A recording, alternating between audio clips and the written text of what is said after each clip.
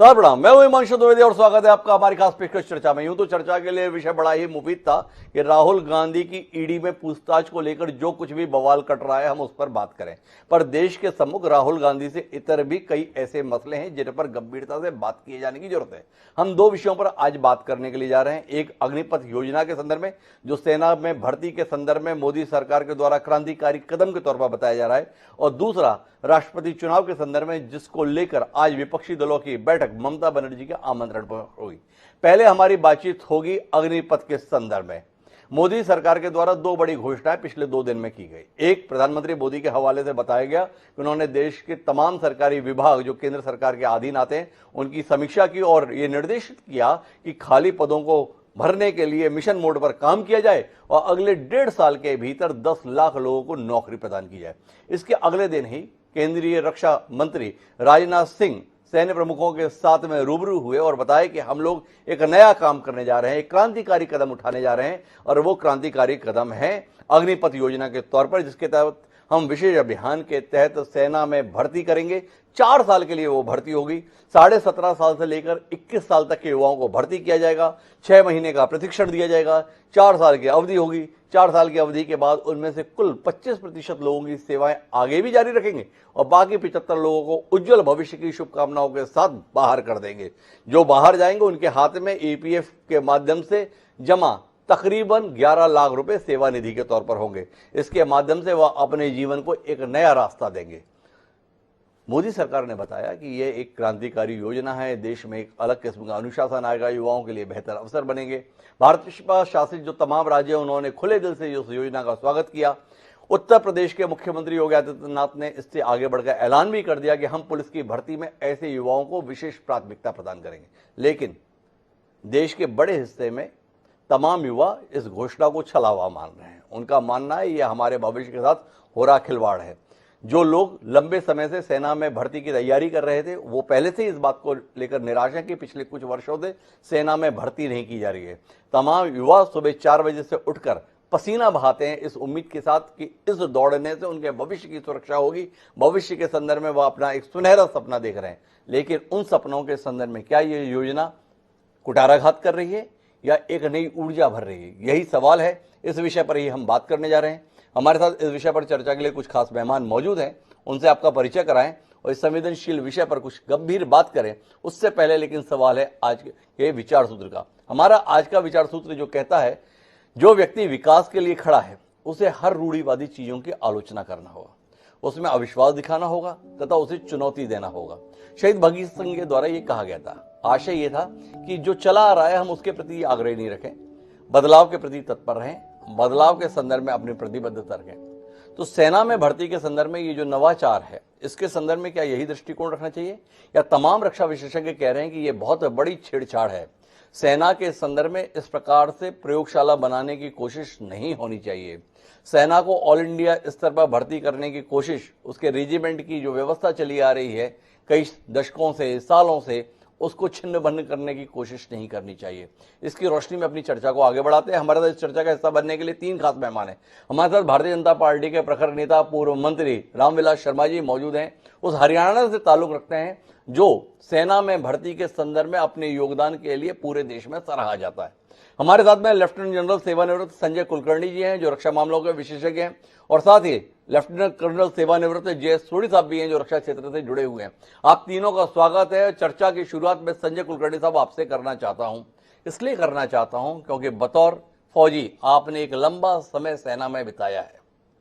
सरकार जो दावा कर रही है, सरकार जो बता रही है वो एक तरफ है, विपक्षी दलों की प्रतिक्रिया दूसरी तरफ है। विपक्षी दल कह रहे हैं करना क्या चाह रहे हो? 17.5 साल की उम्र के बच्चों को लोगे, 21 साल तक रखोगे और बाहर का रास्ता दिखा दोगे।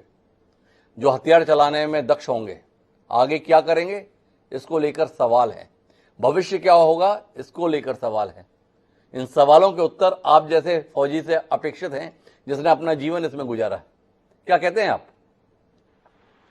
हिमांशु जी, सबसे पहले तो धन्यवाद। बहुत संवेदनशील विषय और अग्निपथ, अग्निवीर और इस सब की आज अग्नि परीक्षा जी। जरूर कईयों के विचार में कई एक विचार आते रहते हैं कि ये पहले है कि कोई भी चेंज जो होता है, जो भी सुधार लाना चाहते हैं, उसके लिए रेजिस्टेंस जरूर होगा, क्योंकि हर जो प्रथा चलती आई है उसके साथ उनका तकरीबन मेल मिला। लेकिन अगर हम देखें जो देश में आज जो आर्मी है वो किसके लिए है? देश की सेवा के लिए है, टेरिटोरियल इंटेग्रिटी सॉवरेनिटी की बात करते हैं, उसके लिए है क्या? और हमारे जो दुश्मन है वो कौन है? वो है चीन और पाकिस्तान। ये समझ करके चलना चाहिए, दो दुश्मन है, ये हमारे पर हमला करेंगे और करते आ रहे हैं, और इसमें कोई शक नहीं है। कभी भी कोई भी कदम, कोई भी सरकार, कोई भी हो, ऐसा नहीं उठाएगी कि जो देश की जो आर्म फोर्सेस हैं, देश की जो सेना है, उसको कमजोर करे। तो ये एक सबसे पहले बड़ी बात सबके दिमाग से हट जानी चाहिए कि इससे सेना में कोई कमजोरी आएगी। सेना में कमजोरी नहीं आएगी। सवाल ये है कि जब हम अग्निपथ में अग्निवीर हैं, जो 75% लोग बाहर जाएंगे, उनको शक हो रहा है कि हम लोगों को 4 साल के लिए फौज के अंदर अग्निवीर बनाया गया और हमें सिपाही नहीं बनाया गया, और सिर्फ 25% लोगों को सिपाही बनाया गया और बाकियों को बाहर निकाल दिया। सवाल ये है कि ये इन्हें शुरू में मालूम है, तब भर्ती होने की प्रक्रिया एक ही है, और वो है ये जो अभी सरकार ने घोषणा की है, इसी के द्वारा भर्ती होगी और कोई 2 भर्तियां नहीं होंगी। जहां तक सवाल ये है कि पिछले 2 साल से भर्ती नहीं हुई, तो 1 लाख सवा लाख के आसपास की जो वैकेंसी है वो है। इस नए प्रक्रिया से जो भर्ती होगी उसमें 40,000 लोग सालाना भर्ती होंगे, और ये जो 40,000 लोग आएंगे, इसमें से 10,000 लोगों को एब्जॉर्ब किया जाएगा जो सिपाही बनेंगे 4 साल के बाद, और जो नहीं बन पाए वो बाहर जाएंगे। जो बाहर जाएंगे, आपने जैसे कहा 12 लाख रुपए मिलेंगे, और वो 12 लाख सेवा निधि के साथ वो बाहर जाएंगे।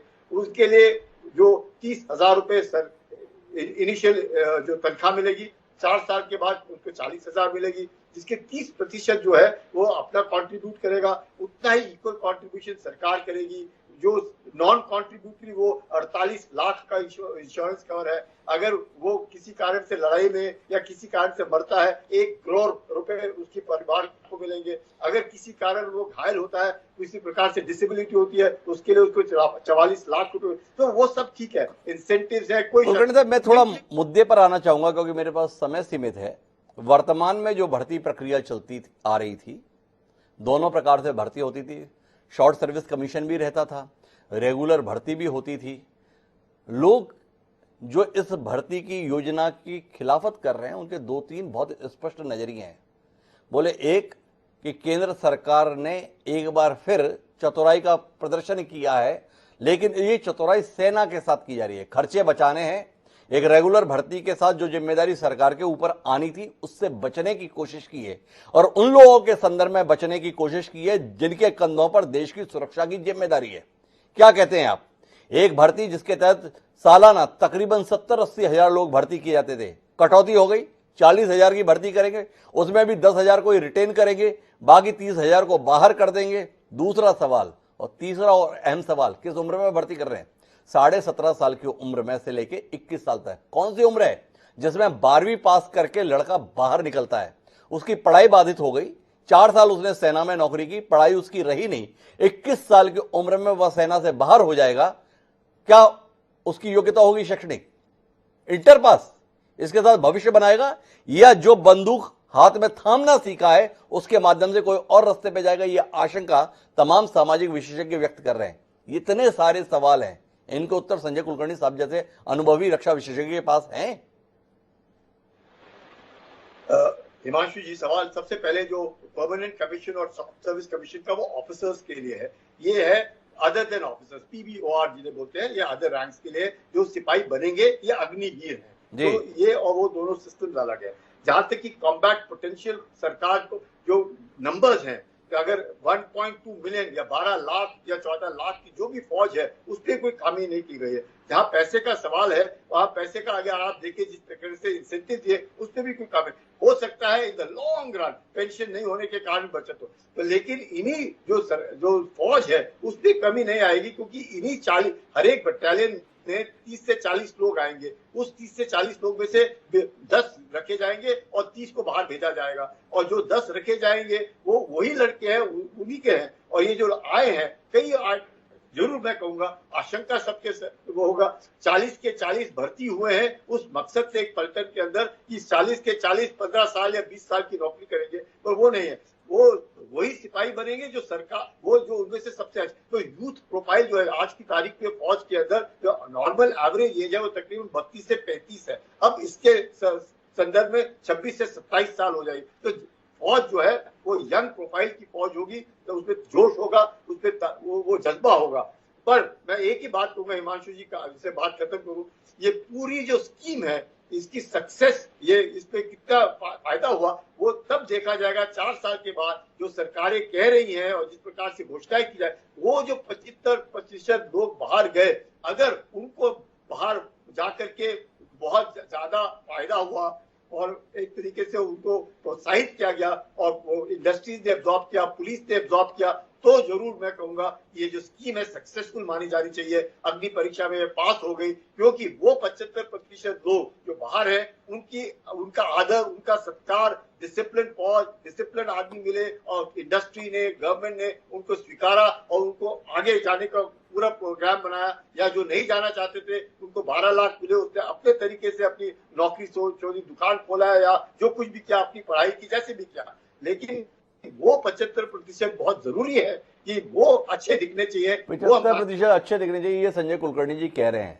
लेकिन सवालों के घेरे में मैं जाना चाहता हूं जयेश सोढ़ी साहब के पास में, उन सवालों को उत्तर लेने के लिए जो मैंने कुलकर्णी साहब से किए, पर कुलकर्णी साहब उन विषयों को छू नहीं रहे। लेकिन उससे पहले मैं रामविलास शर्मा जी के पास जाना चाहता हूं।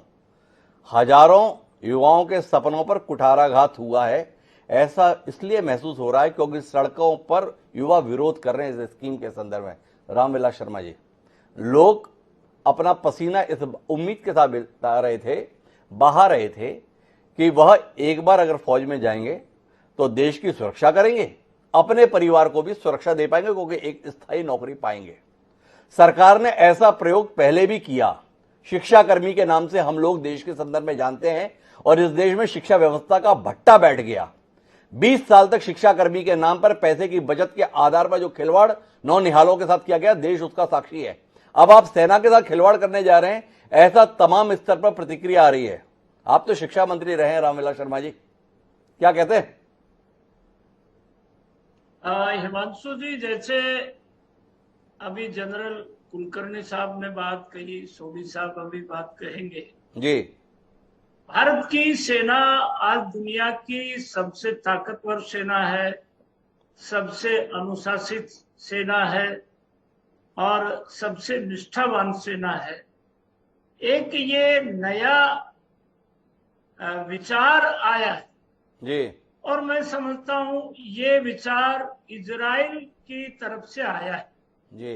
इजराइल में 18 साल से ऊपर के हर नागरिक को, चाहे वो महिला है चाहे पुरुष है, उनको बंदूक चलाना आना चाहिए। उनकी लोकेशन एक ऐसी गजब की है और इजराइल से बहुत सी बातों में दुनिया के लोग सीख रहे।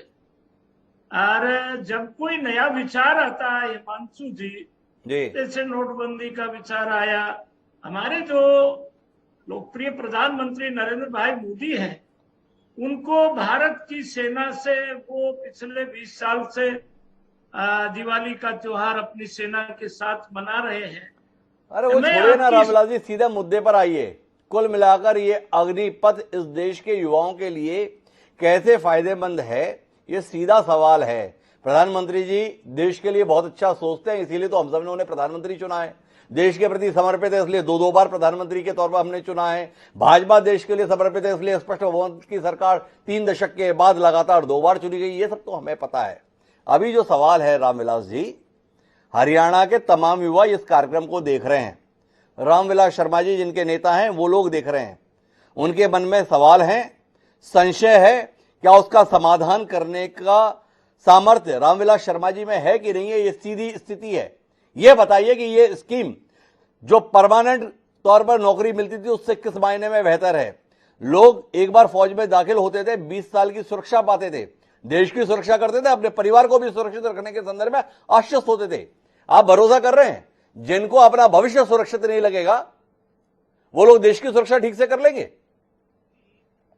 हिमांशु जी, हरियाणा देश की आबादी का 2% हम हैं। जी, परंतु सेना में हमारी 11% आबादी है। जनरल सिहाग मेरे यहाँ पड़ोस के सेनापति रहे। जी, आपका जो ये विचार है, जी, इसके दो मायने हैं। जब कोई नई शुरुआत होती है, एक तो इसको एकदम रिजेक्ट करने वाली बात नहीं है। जी, अब सड़क पर आज 100 लोगों की भर्ती होगी, जैसा जनरल कुलकर्णी साहब ने कहा कि भाई 10% को रिटेन करेंगे, 75% बाहर जाएंगे। परंतु जो नौजवान 4 साल सेना का अनुभव लेकर के, गोली चलाने का अनुभव लेकर के, उसके लिए जैसे यूपी में कह दिया कि हम उनको पुलिस फोर्स में, हमने हरियाणा में अपने कार्यकाल में 20,000 जो पूर्व सैनिक हैं उनको एसपीओ भर्ती किया। आज जो नौजवान बिल्कुल बेरोजगार खड़ा है, उसके पास कोई उद्यम नहीं है, उसके पास कोई ट्रेनिंग नहीं है। एक शुरुआत है और इसको शुरुआत का है रामविलास जी। एक परमानेंट नौकरी मिला करती थी, उस नौकरी को टेम्परेरी नौकरी में बदला जा रहा है और आप कह रहे हैं कि ये शुरुआत है। उत्तर मिल नहीं रहा। शायद सोढ़ी साहब के पास में इन सवालों का, इन संदेहों का कोई उत्तर हो। सोढ़ी साहब, आपसे सीधे रुख करता हूं और जानना चाहता हूं, बड़े स्तर पर सोशल मीडिया पर रिटायर्ड जनरल प्रतिक्रिया दे रहे हैं, खिलवाड़ हो रहा है। एक सज्जन ने तो यह लिखा कि पेशेवर सेनाएं आमतौर पर रोजगार योजनाएं नहीं चलाती हैं, सिर्फ कह रहा हूं, सटायर है, कटाक्ष है। क्या कहते हैं सोढ़ी साहब? देश की सुरक्षा के संदर्भ में ये कोशिश सराहनीय है या इस पर पुनर्विचार होना चाहिए? खिलवाड़ है। जय हिंद हिमांशु जी, ये मेरा सौभाग्य है कि मैं आपके चैनल में हूँ। जी हिमांशु जी, मैं आपका सवाल 2 भाग में जवाब दूंगा।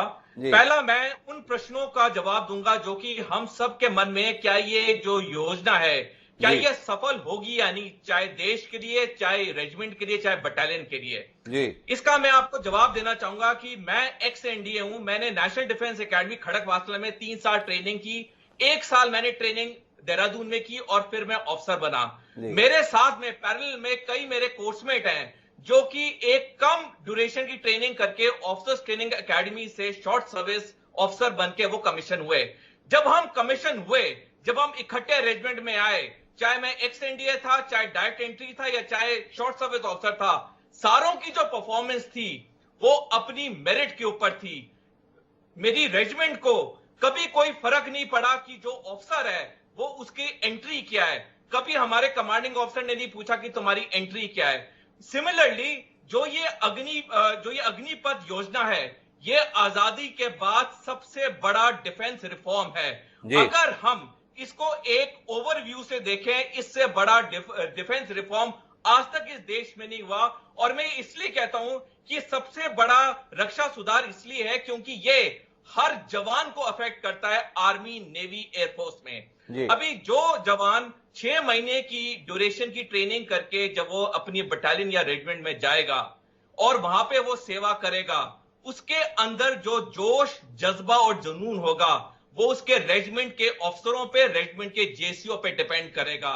ये स्कीम बहुत अच्छी है, लेकिन इसको इंप्लीमेंट करने के लिए जो भी स्टेक होल्डर्स हैं, चाहे गवर्नमेंट ऑफ इंडिया है, चाहे इंडियन आर्म्ड फोर्सेज हैं, सबको 2 कदम आगे बढ़ाना पड़ेगा इसको सफल करने के लिए। बाकी मुल्कों में ऐसी स्कीम बहुत सफल हुई है, चाहे सिंगापुर है, चाहे नॉर्वे है, चाहे स्वीडन है, चाहे इजराइल है। हमारे देश में भी सफल हो सकती है अगर हमारा एक पॉजिटिव अप्रोच हो, चाहे गवर्नमेंट ऑफ इंडिया की लेवल से, चाहे आर्म फोर्सेस की लेवल से। मैं रोकना चाहूंगा सोढ़ी साहब, आप जिन देशों का उल्लेख इस योजना के संदर्भ में कर रहे हैं उनसे हमारे हालात जुदा हैं। वो आबादी में कमी की समस्या से जूझते हैं, हम आबादी की बड़ी आंकड़े के साथ जूझते हैं। वहां बेरोजगारी ऐसा संकट नहीं है जैसा संकट हिंदुस्तान के संदर्भ में है। यहां पर अपराधों के संदर्भ में, जब आप पिछली बार मेरे साथ एक कार्यक्रम में थे पंजाब में हमले के संदर्भ में, तो आप बता रहे थे कि जैसा रॉकेट लॉन्चर इस्तेमाल किया गया उसके लिए एक बड़ी ट्रेनिंग चाहिए। ऐसे खतरे अतीत में दिखे हैं। जब पंजाब में बड़े स्तर पर आतंकवाद था तो यह देखा गया था कि कई पूर्व सैनिक भ्रमित होकर उस अभियान का हिस्सा बने थे। वो ट्रेनिंग कहीं ना कहीं देश के खिलाफ इस्तेमाल हो गई थी। बड़े पैमाने पर हथियार चलाने की ट्रेनिंग लेकर आएंगे, समाज में जब रोजगार नहीं पाएंगे तो वो ट्रेनिंग कहीं समाज के लिए समस्या न बन जाए, ये एक वास्तविक खतरा है। क्या इस खतरे को खारिज करेंगे? क्या आपको लगता है कि हाँ ये एक समस्या है?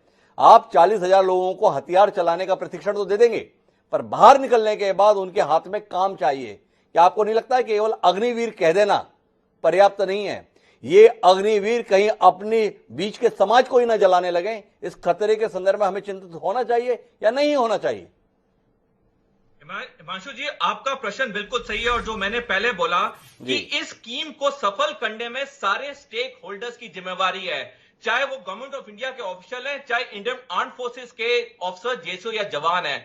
देखिए, आपने सही कहा कि जब ये 75% अग्निवीर जब सेवानिवृत्त होकर वापस सिविल सोसाइटी में जाएंगे, अगर उनको नौकरी के अवसर नहीं मिले तो ये प्रॉब्लम हो सकती है। इसलिए मैंने कहा कि जो भी स्टेक होल्डर्स हैं, ये इनका दायित्व बनता है कि इस जो योजना है इसको सफल बनाए। जैसे आज उत्तर प्रदेश ने ऐलान किया कि हम अपनी पुलिस फोर्स में हम अग्निवीर लेंगे, आज होम मिनिस्ट्री ने ऐलान किया कि हम पैरामिलिट्री फोर्सेस में लेंगे।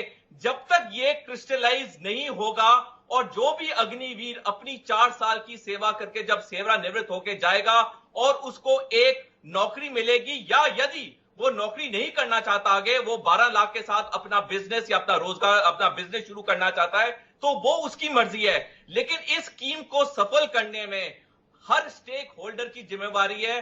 मेरी राय में हिमांशु जी, ये स्कीम बहुत बढ़िया स्कीम है, ये इंप्लीमेंटेबल है।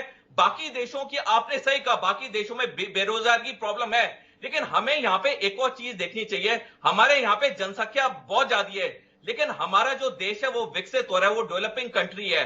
हर डेवलपिंग कंट्री के पास एक सीमित पैसा होता है। आज हमारा इस साल का जो हमारा रक्षा बजट है वो 5.25 लाख करोड़ है। अभी उसी 5.25 लाख करोड़ में से हमने अपनी फौजों को मॉडर्नाइज भी करना है, हमने उनको फाइटिंग फिट भी बनाना है। तो सरकार के पास एक सीमित पैसा होता है, क्योंकि सरकार ने सारे वर्गों को देखना है, चाहे इंडियन आर्म फोर्सेस को देखना है, चाहे बाकी लोगों को देखना है। तो पैसा सीमित है देश में, और अगर ये सरकार ने कदम लिया है, ये सोच समझ के लिया है। और मैं थोड़ा मैं कंफ्यूज हो गया, मैं इस कंफ्यूजन को संजय कुलकर्णी जी साहब से दूर करना चाहूंगा।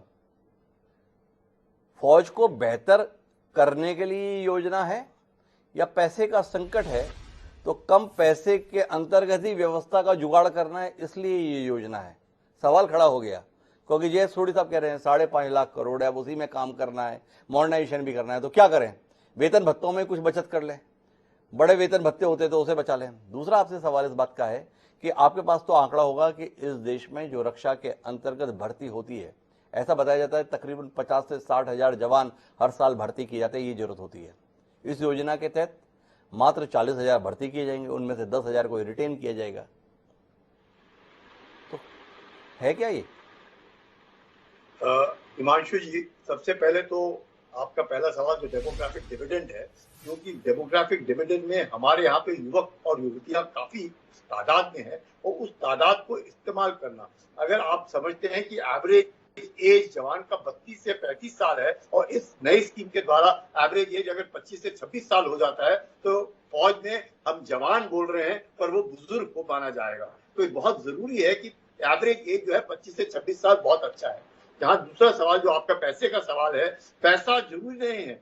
अगर जैसे रक्षा मंत्री को भी पूछा गया, उन्हें अगर आप ये जो स्कीम चला रहे हो सकता है इन द लॉन्ग रन बहुत जबरदस्त इस पे पैसा लग जाए, बिकॉज आपने 30,000 लोग जो बाहर गए हैं उन सबको आपने नौकरियां देनी है, उन सबको यकीन करना है। जो शंकाएं और जो अपने दिन में विचार आ रहे हैं कि हो सकता है वो कि आतंकवादी ना बन जाए, हो सकता है वो किसी गलत हाथ में ना चले जाए, हो सकता है ऐसा काम ना कर बैठे जिसके लिए उनको शर्म आए और हम लोगों को भी बुरा लगे। तो ये सब को देखते हुए मुझे लगता है पैसा जो है जहाँ देश के रक्षा के लिए जरूर सीमित है, जैसे सोढ़ी साहब कह रहे, इस पे कोई शक नहीं है। लेकिन अगर स्कीम आती है, अगर वो कहते हैं ना कि सांप भी मरे और लाठी भी ना, वो वाला हिसाब है। अगर पैसे की बचत होती है, definitely it is wanted, because modernisation बहुत जरूरी है, लेकिन not at the cost of combat capability. जो कॉम्बैट कैपेबिलिटी है उसमें कोई कमी नहीं आएगी। आप चाहे अग्निवीर हो या कोई किसी भी तरीके से उसको कहा जाए, वो वही रहेगा,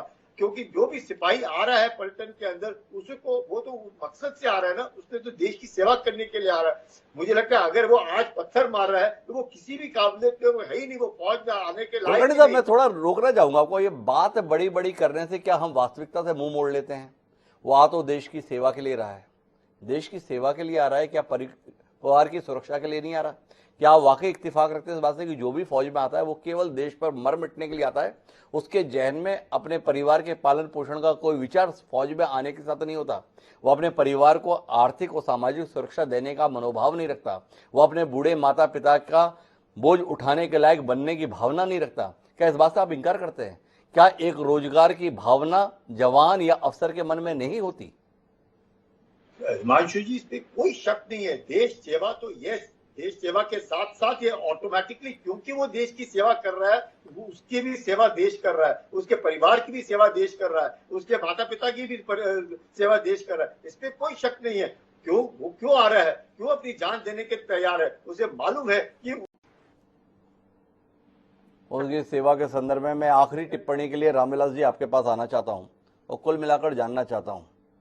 17.5 साल से लेकर 21 साल तक के युवाओं को फौज में इस योजना के तहत भर्ती किया जाएगा। पिछली बार भी मैंने पूछा था, ये वो समय है जो पढ़ाई लिखाई का समय होता है। इस देश में जो नई शिक्षा नीति लाए हैं उसमें 18 साल की उम्र में बच्चा 12वीं क्लास पास करके कॉलेज की ओर रुख करता है। आप उसे पढ़ाई के स्थान पर फौज में भेज रहे हैं। 4 साल फौज में रहने वाला है और उसके बाद सड़क पर आने वाला है। शैक्षणिक दृष्टि से ग्रेजुएट भी नहीं होगा। और उसके बाद में सवाल है रोजगार को लेकर। क्या आपको नहीं लगता है इस योजना के संदर्भ में थोड़ा और विस्तार की जरूरत है? फौज में नहीं रखेंगे तो कहां रखेंगे? यह स्पष्ट कार्य योजना होनी चाहिए। कुल मिलाकर इन बच्चों को जिन्होंने 4 साल देश के लिए दांव पर लगा दिए, उन्हें आप इस तरीके से सड़क पर नहीं छोड़ सकते हैं। उनका ही दिया हुआ पैसा जो पीएफ के तौर पर कटता है, हर सरकारी योजना का हिस्सा है, हर सरकारी नौकरी के अंतर्गत प्राइवेट को आपने बाध्य किया हुआ है कि जितना एम्प्लॉय का पैसा कटेगा एम्प्लॉयर को भी उतना पैसा पीपीएफ में देना पड़ेगा। आप उसे बता रहे हैं सेवा निधि के तौर पर। किसको बहका रहे हैं, किसको बहला रहे हैं? उनका अपना पैसा सरकार के प्रावधानों के तहत उन्हें मिलने वाला है, वो आपका एहसान नहीं है। कुल मिलाकर जानना यह है कि उन युवाओं के संदर्भ में, उन बच्चों के संदर्भ में 4 साल के बाद का अंधेरा है, उसके लिए कोई दिया तो आप दिखाएंगे या बिल्कुल ही अपने हाथ झाड़ लेंगे? देखिए हिमांशु जी, जो आपकी जिज्ञासा है वो निराधार नहीं है, परंतु हमारी जो बड़ी आबादी है वो हमारी बड़ी ताकत भी। और ये जो नए नए विचार आज बेरोजगारी नौजवान के लिए, मैं आज मेरे गांव का एक बच्चा शहीद हुआ, उसके दाह संस्कार से आया हूं। आज हिंदुस्तान की फौज में जो नौजवान 17.5 साल के साथ भर्ती होगा, 4 साल के बाद उसकी जेब में 12 लाख रुपया होगा, उसके पास सेना का एक सर्टिफिकेट होगा, उसके पास इतने इदारे हैं। यूपी में हमने हरियाणा में 10,000 एसपीओ भर्ती किए, पुरुष सैनिकों को भर्ती किया, और 4 साल भारत की सेना का ट्रेनिंग लेने के बाद कोई नौजवान हताश और निराश नहीं रहेगा।